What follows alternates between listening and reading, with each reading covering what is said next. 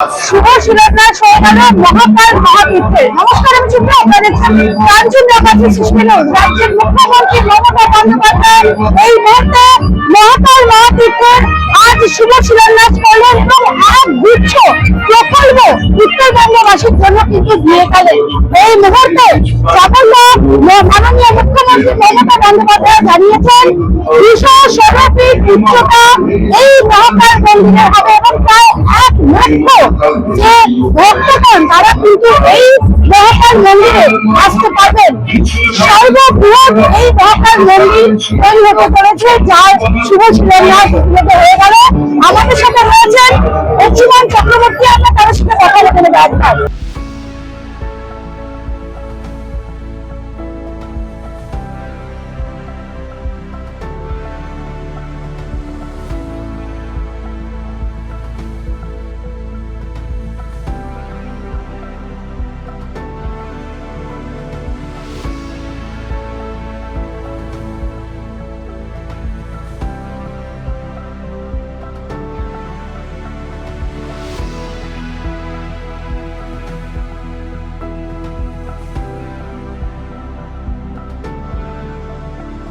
এই মুহূর্তে আমাদের সাথে আছে অংশুমানদা, আর অংশুমানদা কিন্তু আজ একই মঞ্চে মুখ্যমন্ত্রী মমতা বন্দ্যোপাধ্যায়ের সাথে ছিলেন, যেখানে কিন্তু আজ মহাকাল মহাতীর্থের উদ্বোধন হয়ে গেল।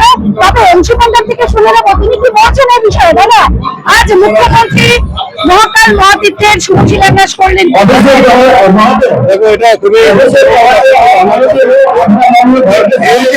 মন্দিরটা হবে, এটা কিন্তু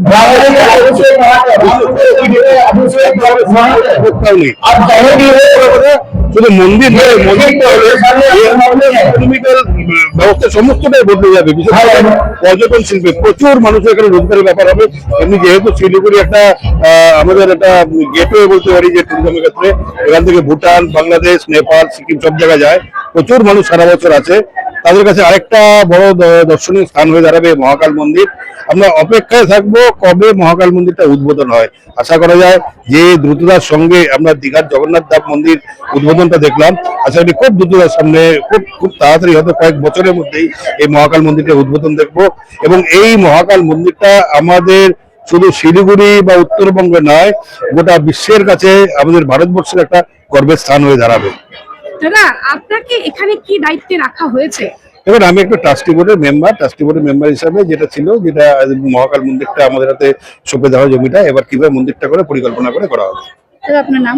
আমি অংশুমান চক্রবর্তী, আমি শিলিগুড়ি জার্নালিস্ট ক্লাবের সাধারণ সম্পাদক এবং মহাকাল মন্দির ধামের ট্রাস্টি বোর্ডের সদস্য।